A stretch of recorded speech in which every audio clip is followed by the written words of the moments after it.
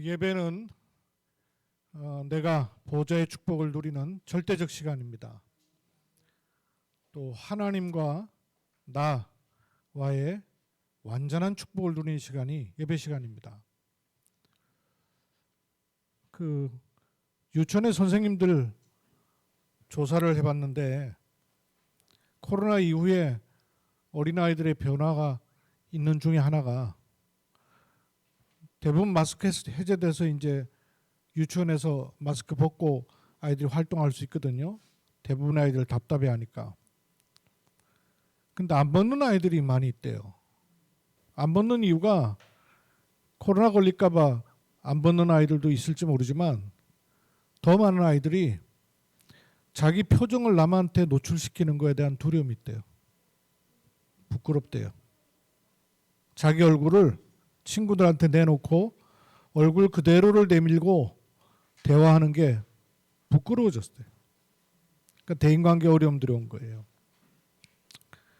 창세기 3장에 하나님 말씀이 아담아 부르실 때에 아담이 뭐라 했습니까? 부끄러워서 숨었나이다. 우리가 하나님 말씀 앞에 떳떳하다 이 말이 아니고요. 있는 그대로 하나님 말씀을 정확하게 정직하게 받으면 살아나게 돼 있어요. 신천지 아이들이 두 번째 또 찾아왔어요. 그래서 내가 껍데기로 오면은 만날 필요가 없고 네 속에 있는 그 영이 나를 만나고자 하면 만날 필요 있다 그랬어요. 내가 왜 껍데기로 만날 필요 없다고 얘기하는 거 하니 니네 다니는 교회의 행사로 프로그램으로 가르치는 사람이 교회들 찾아가 봐라. 니는 이 교회 가고 니는 이 교회 가고 가면은 요렇게 해라. 그래서 왔잖아. 그거는 가짜야 가짜. 그건 껍데기란 말이야. 그건 껍데기죠. 가짜잖아요. 남들 얘기 듣고 온 거니까. 내 영이 이 말씀을 듣고자 하면 살아나게 돼 있어요. 우리도 주일 예배이기 때문에 껍데기 와가지고 말씀 들으면 소설 듣는 거예요. 성경 얘기 듣는 거예요. 그러나 내 영이 하나님 말씀을 듣고자 하면 내 영은 반드시 예배 시간에 살아납니다. 그게 예배이기 때문에 그래요.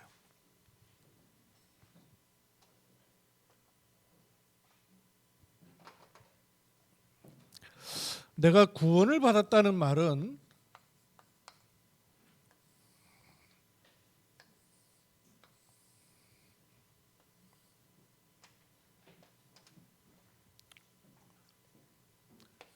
창조주 하나님과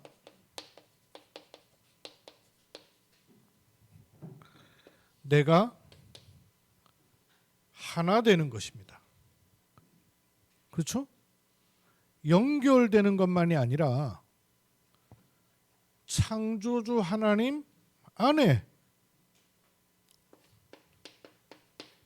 내가 있게 되는 겁니다. 내 안에 창조주 하나님이 거하시게 되는 겁니다. 임재하시게 되는 거예요. 그러면 그 하나님은 어떻게 계시는가를 한번 보셔요.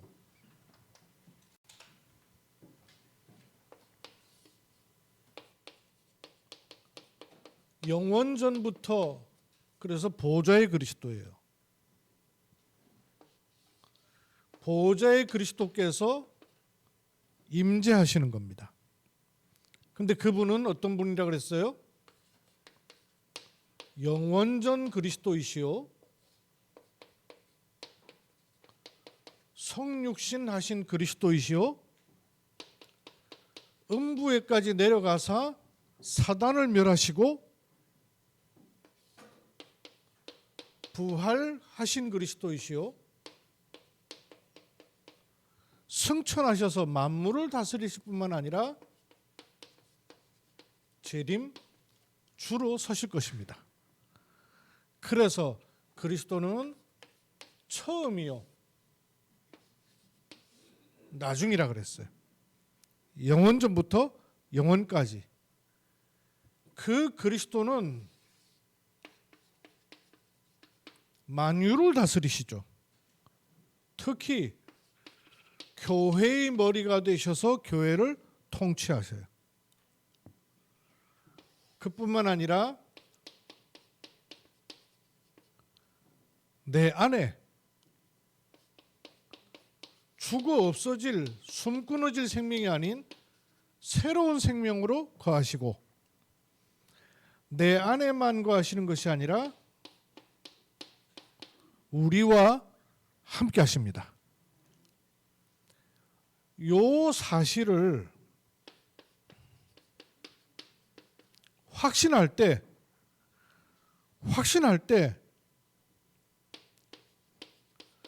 그리스도인의 삶이 나오는 것입니다. 이렇게 들어오는 거죠. 그래서 확신을 통해서 그리스도의 삶을 누리게 되는 거예요.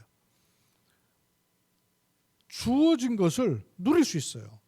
이걸 누리면 누릴수록 그리스도의 풍성한 은혜가 내 안에, 내 가는 곳에, 내 만남 속에 넘치게 되는 겁니다. 그뿐만 아니라 이를 위해서 우리는 날마다 그리스도의 권능을 체험케 됩니다. 아멘.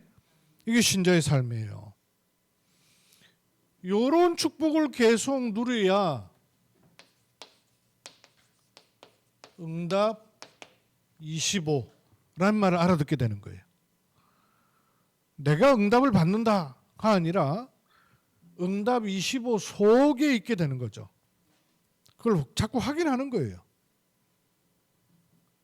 오늘은 이 응답 25를 누리는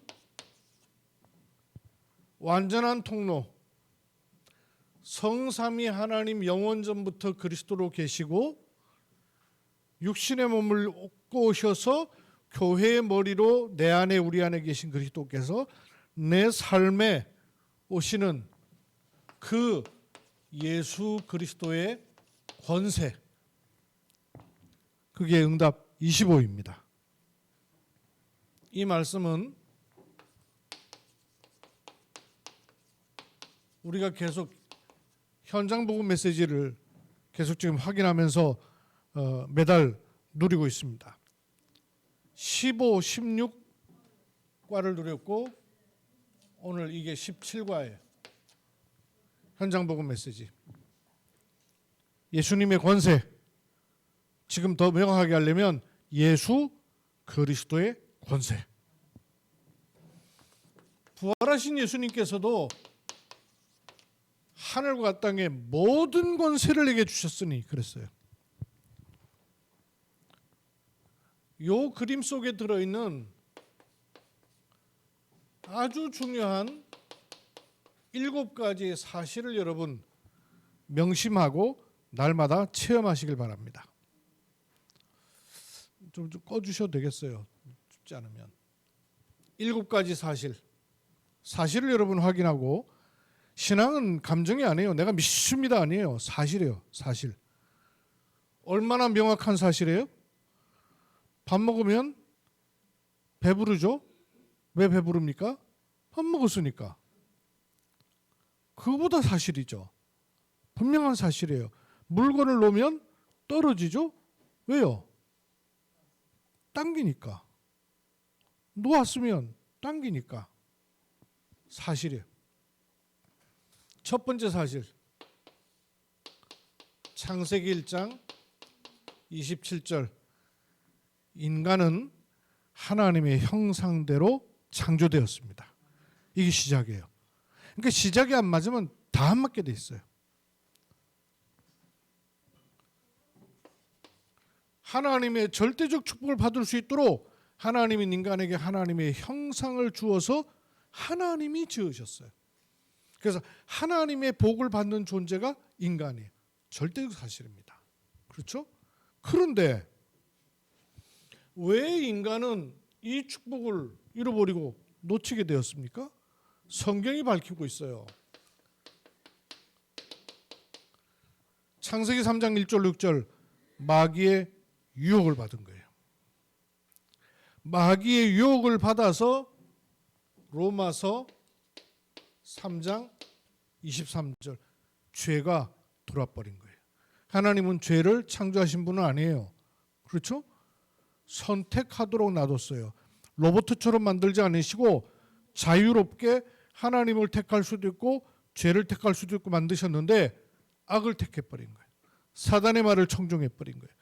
그 결과 요한복음 8장 44절 마귀에게 사로잡혀버린 거예요. 여기서 인간의 모든 문제는 오게 된 거예요. 거꾸로 말하면 마귀의 유혹으로 인하여서 죄가 들어와서 하나님을 떠나게 된 거예요. 범죄함이 들어온 거예요. 그 결과 어떤 사실이 생겼습니까? 마태복음 3장 16절로 20절 세상에 오는 모든 고통, 재앙, 저주, 실패, 문제, 어려움은 이 결과로 온 것이에요. 1, 2번 사실의 결과로 온 것이에요. 근데 인간이 할 수 있는 길이라고는 결과만 붙잡고 해결하려고 하는 안 돼요. 안 돼요. 잠깐 되는 것처럼 보이고 해결된 것처럼 보이는데 결국은 속는 거예요. 결국은 사로잡히게 되는 거예요. 이게 사실이에요. 그러니 이 사실은 내 대에서 계속될 뿐만 아니라 죽어도 없어지잖아요. 근데 이상하죠. 사람은요. 눈에 보이는 게 최고로 보이게 돼 있어요. 왜냐? 영이 죽어버렸기 때문에. 하나님의 형상인 영이 죽어버리고 나니까 눈에 보이는 게 최고예요. 가진 거, 입는 거, 누리는 거 이게 최고인 줄 알아요. 일생을 종노릇하며 살아요. 근데 그걸로 끝납니까? 어느 날 하나님 부르시는 날이 오죠. 결국은 어디로 가요? 천국, 지옥 반드시 있습니다. 지옥이 없다는 사람이 왜 이렇게 지옥 싫어하는지 몰라. 복음 전하면서 지옥 얘기하면요 불신자들 되게 싫어해요. 없다면서 왜 싫어하는지 모르겠어. 안단 얘기에 본능적으로는 여기 빠져있게 돼요. 그래서 하나님은 늪에 빠진 아들에게 어쩌다 그 빠졌냐 좀 나와봐라 이러지 아니하시고 또 내가 가야 되겠니 말아야 되겠니 네 생각에는 가는 게 좋겠니? 의논치 않으시고 찾아오셨어요. 그죠? 바로 찾아오셔요. 바로 찾아오셔서 뭘 하십니까? 마귀의 일을 멸해버리신 거예요. 왜?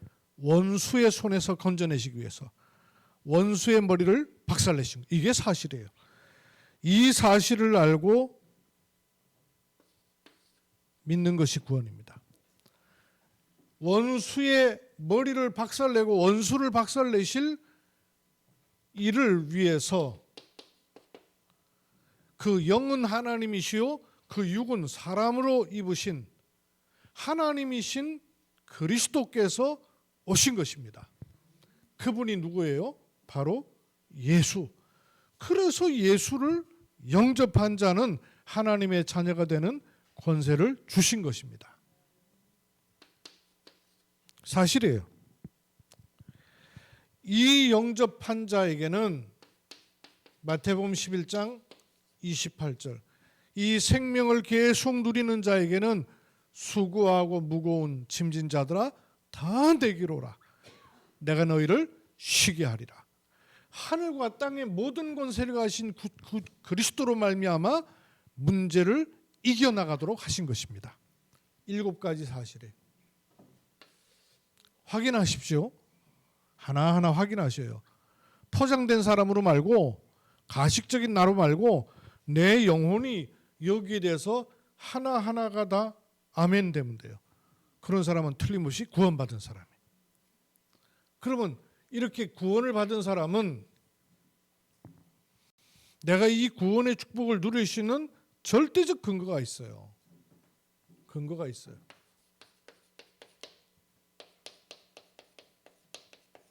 성경, 즉 하나님 말씀이죠.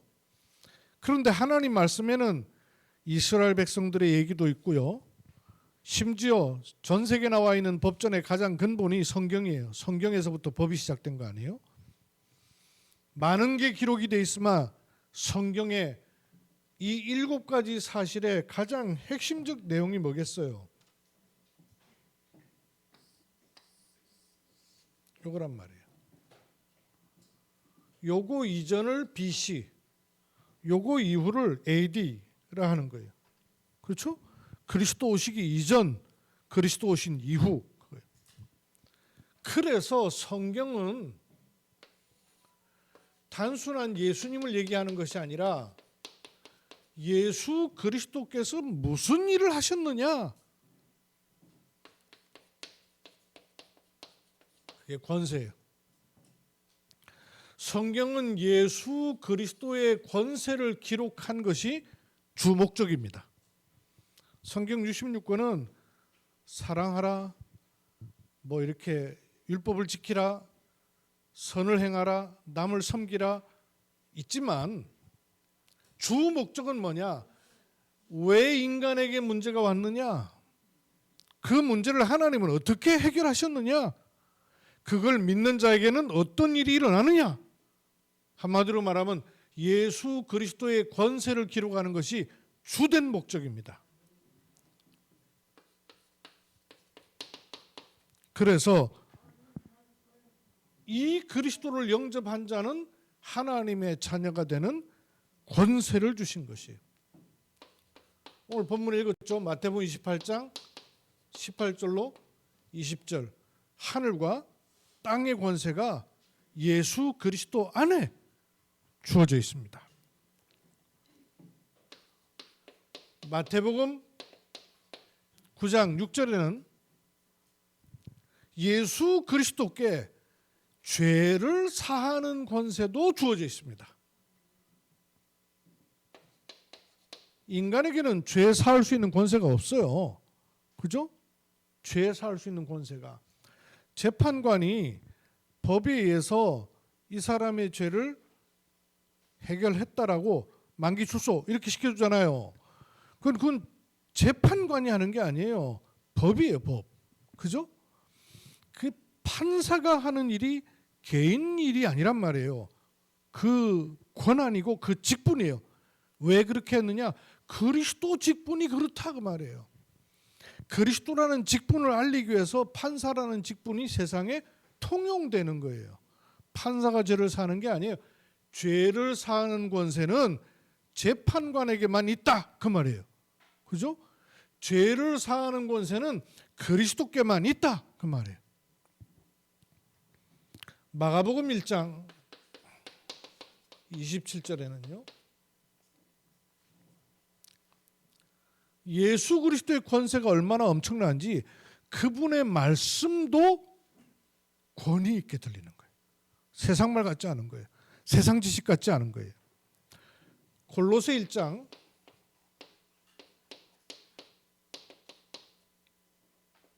13절에는요. 흑암의 권세에서 건져내신 것이 예수 그리스도의 권세입니다. 그건 뭘 말하고 있어요? 예수 그리스도의 권세가 흑암의 권세를 이기셨다 그 말이죠. 강하다 그 말이에요. 흑암의 권세는 예수 그리스도의 권세 앞에 아무것도 아니다 그 말이에요. 생각해 보세요. 어둠 가운데 빛이 들어올 수 있어요, 없어요? 반대로 빛 가운데 어둠이 들어올 수 있어요, 없어요? 어떻게 된 거예요? 빛 가운데 어둠이 들어올 수 있어요, 없어요? 어둠은 사실은요, 어둠이 아니고 빛이 없는 상태가 어둠인 거예요. 이해되세요? 빛이 환하게 있는 데는 어둠이 아무리 들어오려고 해도 스스로는 못 들어오는 거예요. 근데 어둠이 있는 곳에는요, 빛, 촛불 하나만 켜도요, 환해져요. 어두울수록 환해집니다. 흑암의 권세에서 건져내는 그 권세가 어디에 있느냐? 예수 그리스도의 권세입니다. 요한일서 3장 8절. 죄는 마귀하고 짝짝꿍이에요. 떨어지지 않아요. 그런데 예수 그리스도는 그 마귀의 일을 멸하신 겁니다. 마귀의 일이 무슨 일이에요? 그렇죠. 범죄하게 하는 일이에요. 또 하나 얘기할 수 있죠. 마귀의 일이 뭐예요? 하나님 떠나게 하는 거. 그게 마귀의 일이에요. 그래서 예수 그리스도의 일은 하나님 만나게 하는 일이에요. 그래서 예수 그리스도의 일은 죄에서 사함받게 하는 일이에요. 이 권세. 요한복음 5장 27절. 심판하는 권세도 누구에게? 예수 그리스도에게. 죄를 사하는 권세가 있는가 하면 죄를 정죄. 사람은 정죄할 수 없습니다. 그러나 그리스도께는 죄를 심판하는 권세도 있습니다. 여덟 번째. 요한복음 16장 24절. 너희가 지금까지는 내 이름으로 구하지 않았으나 이제부터는 구하라. 뭘로 구하라는 얘기죠? 예수 그리스도 이름으로. 왜 예수 그리스도 이름으로 구하라는 거예요? 응답의 권세도 그 이름에 있다 그 말이에요. 성경은 예수 그리스도의 권세에 관한 기록이 주 목적입니다. 이 근거에 대해서 증거, 증명서가 있을까요? 어떻게 알 수 있습니까? 요한복음 14장 16절로 17절에 이렇게 말씀하셨어요. 예수님께서 아버지께, 즉 하나님께 구하시겠다는 거예요. 내가 아버지께 구하면 누구를 보내셔요? 또 다른 보혜사. 이 말이 중요해요. 또 다른 보혜사. 근데 그 신천지들한테 물었다니까요. 보혜사가 뭐냐 그랬더니요. 우리를 위로하는 자. 그럼 내가 너 위로해주면 내가 너 보혜사 될 수 있니? 그 위로자래요. 보혜사가 그 말이에요. 제가 자주 얘기하죠. 보혜사 이게 무슨 뜻이에요? 그리스도 보, 왕, 해? 왜 안 나와요? 보는 왕, 해는 제사장, 사는 스승, 선지자. 참된 왕, 제사장, 선지자. 그럼 합치면 뭡니까? 그리스도. 그런데 왜 또 다른 보혜사라 그랬어요? 왜 다른 보혜사라 그랬어요? 다른 보혜사란 말은 뭘 포함하고 있어요? 보혜사가 있다 없다? 있다. 보혜사가 있고 또 다른 보혜사 그 말이죠. 보혜사가 있는데 또 다른 보혜사 그 말 아니에요. 그러면 앞에 보혜사는 뭐예요? 예수 그리스도. 왜 또 다른 보혜사예요? 그리스도는 그리스도인데 예수 그리스도는 육신을 입고 와서 이스라엘 예루살렘에 계셨고, 그러면 한국에는 어떻게 해요? 브라질은 어떻게 해요? 그래서 각 성령으로 믿는 자 안에 계시겠다. 그래서 성령. 그래서 또 다른 보혜사 그런 거예요. 그래서 다르다는 말하고 틀리다는 말이 다르잖아요. 그죠? 다르다는 본질은 같은데 정도가 다르고 역할이 다르고 이게 다르고요. 틀리다는 완전히 질적으로도 갈라섰다 그 말이에요. 그건 틀린 거예요. 또 다른 보혜사를 너에게 주사. 이 또 다른 보혜사를 어떻게 하셨다고요? 너희에게 줬지 않냐? 이 또 다른 보혜사를 너희에게 줬지 않냐? 그 말은 무슨 말이에요? 예수 그리스도의 권세가 어떤 증거로 와 있느냐? 너에게 증거 있지 않냐? 그 말이에요. 맞습니까? 여러분 증거를 밖에 찾으려고 그러면 안 돼요. 증거가 어떻게 와 있는 거예요? 내 안에 예수 그리스도가 계시다. 그 어릴 때 이렇게 묻잖아요. 재현이 같은 아이들한테 예수님 어디 계시니? 그러면 예수님 이러잖아요. 그죠? 그 아주 어린 아이, 말도 잘 못하는 아이도 이제 영접 자꾸 얘기하고 예수 그리스도 영접합니다. 기도 자꾸 해놓으니까 예수님 어디 계시니? 그러니까 저번에 그 꼬마애 누구예요? 이러더라고요. 키가 조그맣고 팔도 짧고 그러니까 여기 안 되고 여기. 그럼 예수님 배 안에 계시니? 내 안에 계신 그게 증거. 그게 아무 말도 아닌 것처럼 보이지만 이 말씀이에요. 너희에게 보혜사를 주셨지 않느냐? 요게 증거다. 예수 그리스도가 네 안에 계시지 않냐? 이게 증거다. 그러시는 거예요. 그는 진리의 영이라 세상은 등이 그를 받지 못하나니. 못 받아요. 예수 그리스도를 영접한다는 게 간단한 얘기가 아니에요. 나는 그냥 예수 그리스도를 구주로 영접합니다. 영접 기도를 따라하는 것 같죠. 천만에요. 현장에서 복음 전해보세요. 영접이라는 게 얼마나 엄청난 영적인 일인지. 받지 못합니다. 보지도 못해요. 근데 너는 그를 알지 않느냐? 너와 함께 하지 않느냐? 그게 증거입니다. 요한복음 14장 26절로 27절. 보혜사 곧 아버지께서 내 이름으로 보내실 성령, 그가 너희에게 모든 것을 가르쳐 주시고 생각나게 하시라. 여러분 말씀을 통해 은혜를 받습니까? 기도할 때 은혜를 받습니까? 성경 읽을 때 은혜 받습니까? 그게 증거란 말이에요. 가르쳐 주신단 말이에요. 사람이 가르쳐 주는 게 아니라 내 안에 오신 성령께서 가르쳐 주시고 생각나게 하시고 특히 너희에게 뭘 주신다고요? 평안을 주신다는 거예요. 이게 세상이 주는 것 같지 않다 그 말이에요. 예수 그리스도께서 성령으로 내 안에 와 계신 사람의 특징 뭐냐? 평안이 찾아오는 거예요. 육신적으로 체질적으로는 막 방황하고 헤매다가도 아니지 내가 하나님 자녀인데 이 생각하면요 평안이 꽉 찾아와요. 그렇죠? 문제 해결 안 되고 여전히 있는데 평안이 찾아와요. 말씀이 나를 지배해버리면 평안이 찾아와요. 그게 증거예요. 다른 증거가 아닙니다. 요한일서 2장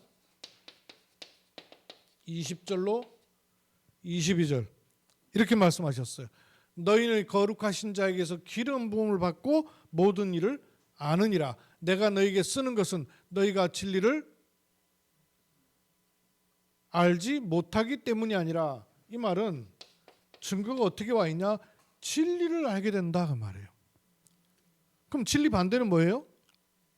거짓 그 말이죠. 거짓을 구분할 줄 안다 그 말이에요. 아무나 이단에 빠지는 게 아니에요. 진리 거짓을 구분 못하는 사람이 빠져요. 왜 빠집니까? 속아서 빠지는 게 아니에요. 진리 영이 안 계시다 그 말이에요. 진리 영이 계신 사람은 구분할 수 있어요. 거짓을 주관하는 영은 누굽니까? 사단이란 말이에요. 근데 하나님의 성령이 계신 사람은 거짓을 귀 기울여 듣지 않게 돼 있어요. 분별이 가능해요. 오히려 거짓말하는 자가 누구냐? 예수께서 그리스도이심을 부인하는 자가 거짓말하는 자 아니냐? 아버지와 아들을 부인하는 자는 적 그리스도라 그랬어요. 27절까지 증거예요.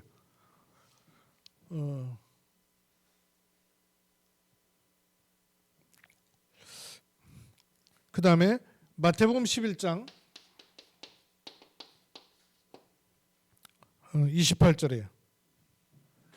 만일 너희가 하나님의 성령을 힘입어 귀신을 쫓아내는 것이면, 성령을 힘입어 귀신을 쫓아내는 것이며, 여러분 현장을 볼 때 아 이게 사단의 일이구나 라고 보이고, 예수 그리스도 이름으로 이 사단은 결박되라 라고 마음의 기도가 됩니까? 그게 증거예요. 성령님 하면 사단의 일이 보이고 그걸 예수 그리스도 이름으로 결박할 수 있는 것이 내게 증거로 와 있는 겁니다. 사도행전 1장 8절 오직 성령이 너희에게 마시면 너희가 권능을 받고, 하나님의 성령이 내 안에 와 계신 거 그게 증거예요. 세 번째, 이 증거를 가진 사람은 기도에 응답받게 되어 있습니다. 그러면 기도에 응답하시는 필수 조건이 있어요. 한 5가지가 있는데요. 어떻게 기도하라 그랬냐면 예수 그리스도 이름으로 기도하라 그러셨어요. 많이 있는데요. 요한복음 16장 24절, 요한복음 14장 15절 16절, 요한복음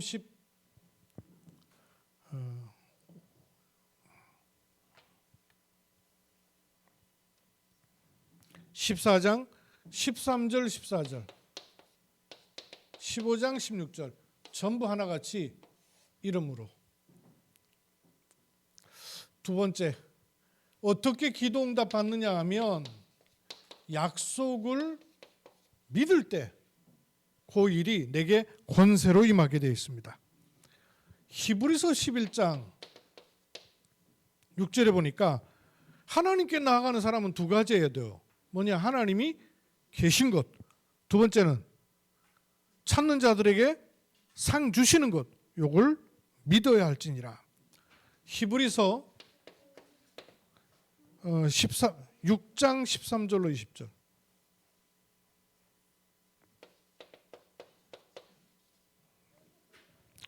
(6장 13절로 20절에) 보면 이렇게 돼 있어요. 하나님이 아브라함에게 약속하실 때에 맹세할 자가 자기보다 큰 이가 없으므로 자기를 가리켜 맹세해요. 이 하나님이 아브라함한테 약속을 주시는데 자기 이름으로, 왜? 맹세할 자가 딸이 없으니까, 그보다 높은 분이 없으니까 맹세했어요.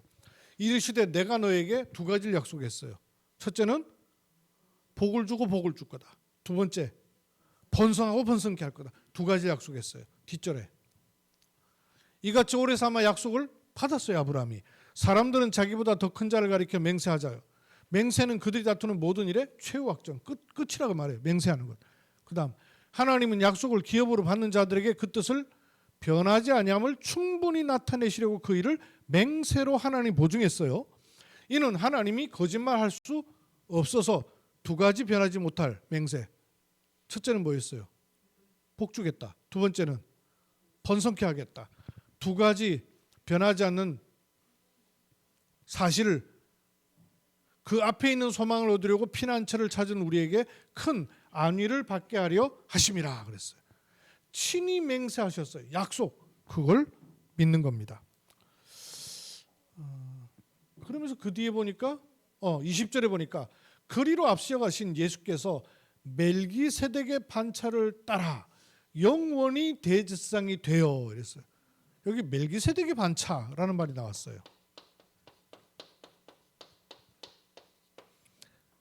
멜기세덱의 반차를 따라,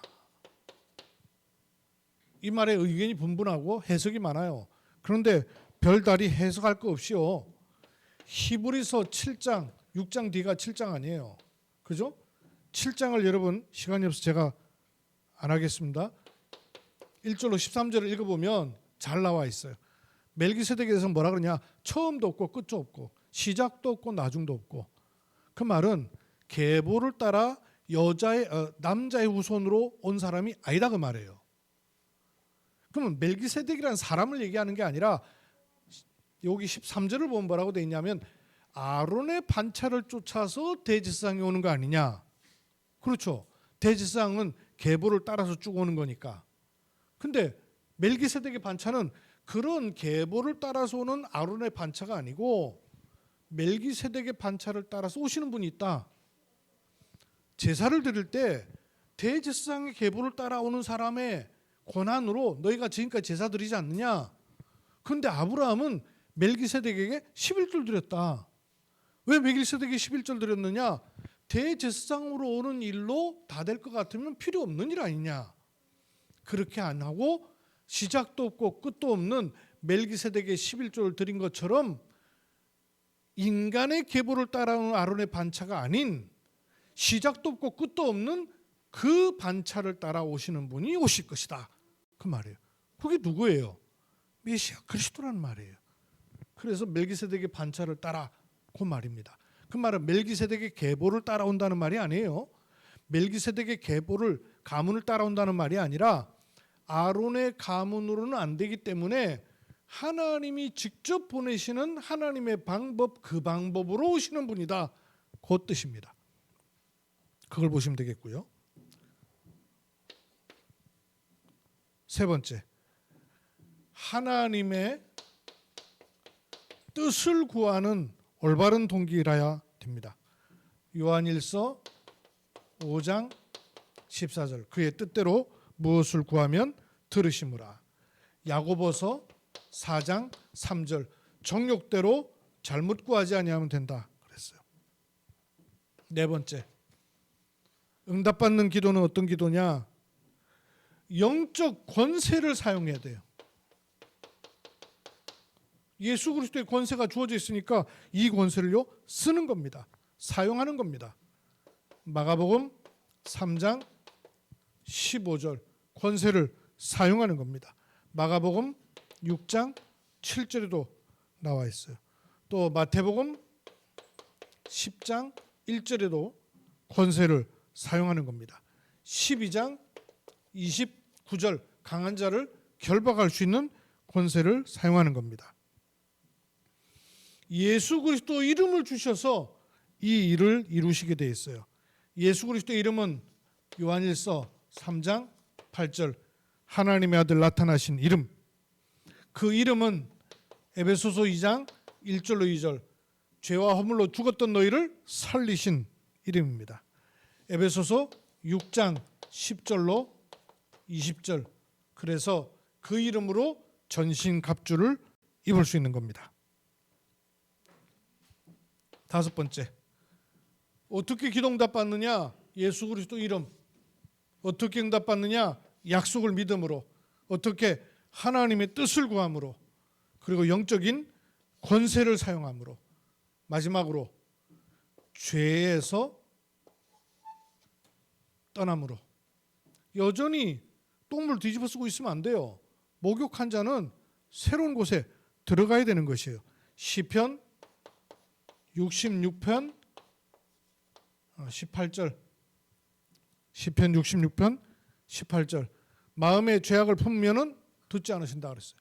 죄를 떠나야 돼요. 마지막 결론입니다. 기도 수업을 꼼꼼히 잘하는 분 가운데 혹시 금요일 날 기도 수업에 무화과 비유라는 기도 수업이 있었어요. 그 본 말씀이 마태복음 21장 18절로 22절이었는데 이 말씀을 여러분 제대로 잘 읽고 잘 해석이 됐나 모르겠어요. 오늘 강단 말씀하고도 의미가 있기 때문에 기도 수업을 쭉 읽어보면 의문이 좀 생긴, 기도 수업 이렇게 적은 사람이 성경을 충분히 아는 분은 아니었던 것 같아요. 그러다 보니까 기록은 했는데 조금 미스가 있었어요. 이게 무슨 얘기냐면 무화과 나무 비유거든요. 성경을 보면 요 성경도 있지만 더 잘 볼 수 있는 거는 마가복음 11장 12절에서 14절, 그 다음에 20절에서 24절에 나와 있어요. 예수님이 가버나움에 돌아오고 배가 고픈 거예요. 시장에요. 길을 지나는데 무화과가 있어요. 보니까 잎이 아주 무성한 거예요. 그래서 예수님께서 무화과를 열매가 맺어나 딱 보니까 열매가 없는 거예요. 잎만 무성하고. 그러니까 예수님이 냅다 거기다 대고는 저주를 퍼붓어요. 앞으로 너한테서 영원히 열매를 맺지 못할 거다. 근데 그 뒤에 뭐라고 돼 있냐면 마태복음 11장에 보면 아직 무화과의 때가 아니라, 열매 맺을 때가 아니라는 거예요. 그럼 이상하잖아요. 열매 맺을 때가 안 된 나무가 열매 안 맺고 있는 걸 보고 예수님이 저주를 갖다 퍼붓어요. 그래서 기도 수업에 보면 제자들이 열매 없는 무화과를 저주한 것을 의아해 했다 이렇게 썼어요. 그게 잘못되게 기록된 거예요. 제자들은 열매 없는 나무에 대고 저주한 걸 의아해한 게 아니에요. 제자들이 의아해한 건 뭐냐면 고래 놓고 여기 마태복음 21장에 보면 곧 말랐다 그랬는데 마가복음 11장에 가면 예루살렘 성전에 들어가서 성전을 막 장사하고 비둘기 팔고 이러니까 채찍질하면 다 쫓아내버리셔요. 그리고 돌아와서 아침이 돼서 보니까 나무가 곧 말랐더라는 거예요. 그때서야 베드로가 생각이 나왔고 예수님 저주하신 무화과 나무가 뿌리부터 말랐습니다. 이렇게 물었어요. 그럼 뭘 의아해한 거예요? 열매 없는 걸 저주한 걸 의아해한 거예요? 그게 아니에요. 뭘 의아했냐면 말씀하신 그대로 진짜 말라버렸네? 요걸 의아한 거예요. 이해되세요?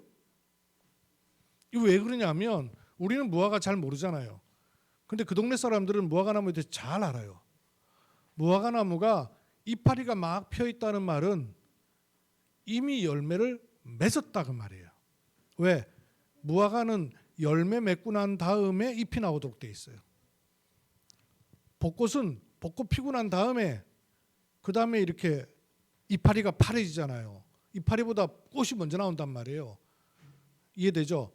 그러면 이파리가 폈다는 말은 꽃이 떨어졌다 그 말이죠. 그것처럼 이파리가 무성하다는 말은 열매가 반드시 있다는 말이란 말이에요. 그러니까 예수님이 이파리가 많은 무화과한테 갔을 때는 제자들 다 보고 저 나무가 벌써 열매를 맺었네? 때가 아닌데 열매 맺을 때가 아닌데도 벌써 열매를 맺었다는 얘기 아니에요. 그러니까 제자들도 본 거예요. 근데 정작 열매를 찾으니까 없어.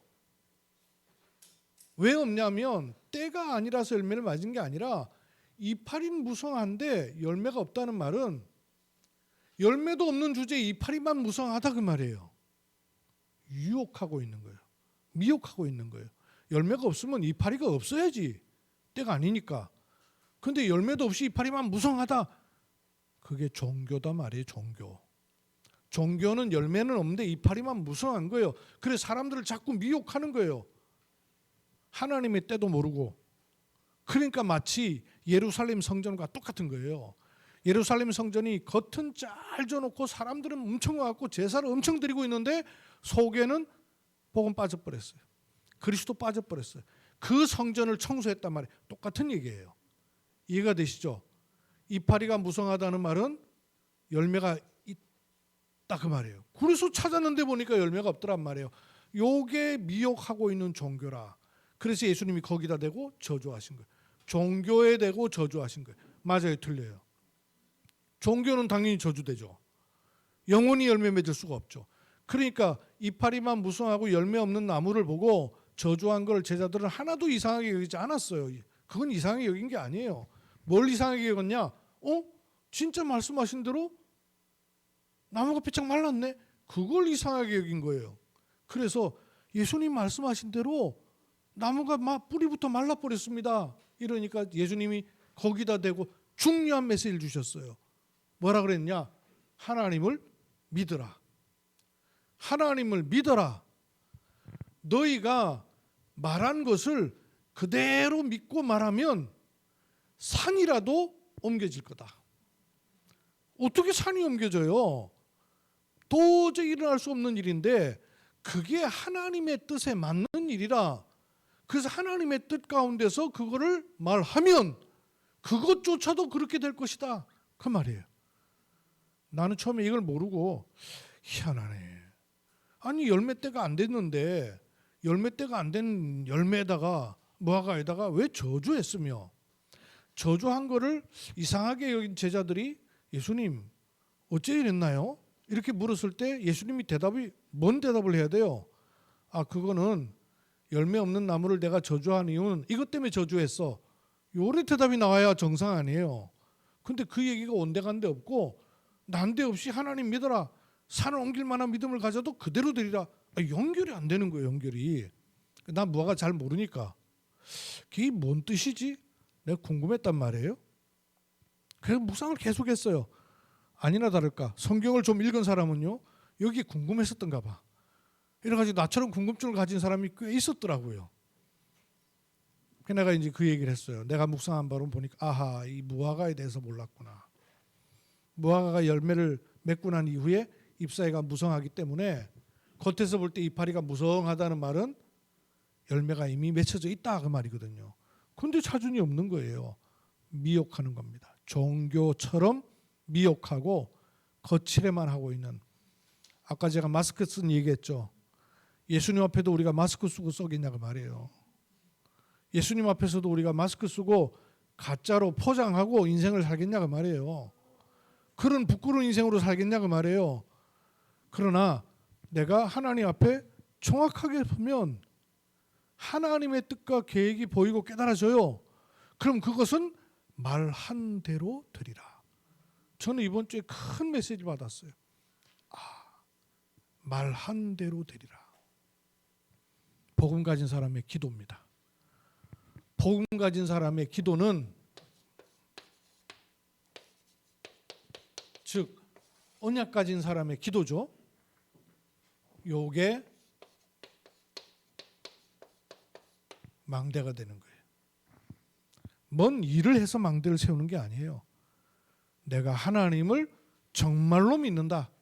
그럼 망대가 되는 겁니다. 산을 옮길 만한 믿음, 그거는 큰 믿음을 말하는 게 아니에요. 어떻게 산하다 되고 어떤 큰 믿음 가진 사람이 산하 옮길지어다. 정신병자죠. 산하 옮길지어다. 그 큰 믿음 가진 거예요? 그건 정신병자예요. 산을 옮길 만한 믿음은 그걸 말하는 게 아니에요. 아버지의 뜻이라면 절대 움직여지지 않는 산을 명하는데도 옮겨지는 일이 이루어진다 그 말이에요. 그 하나님을 믿어라. 그 믿음, 복음 가진 사람의 기도입니다. 그때 망대가 세워지는 거예요. 그러면 우리의 망대가 어디서부터 오는 거예요? 여기서 오는 거라 그 말이에요. 예수 그리스도의 권세, 이게 내가 세울 망대입니다. 이 망대를 나 자신에게 세우는 거예요. 이 망대를 현장에 세우는 거예요. 이 망대를 모든 지역과 교회에 세우는 겁니다. 하나님의 은혜를 감사드립니다. 기도하고 구하는 것은 받은 줄로 믿으라 라고 말씀하신 이 예수 그리스도의 권세를 믿는 믿음, 언약을 믿는 믿음, 복음 가진 사람의 믿음은, 기도는 망대를 세우는 것입니다. 하나님 믿음의 사람들이 전 현장에 이 망대 세우는 축복 누리게 하옵소서. 주 예수 그리스도의 이름으로 기도하옵나이다.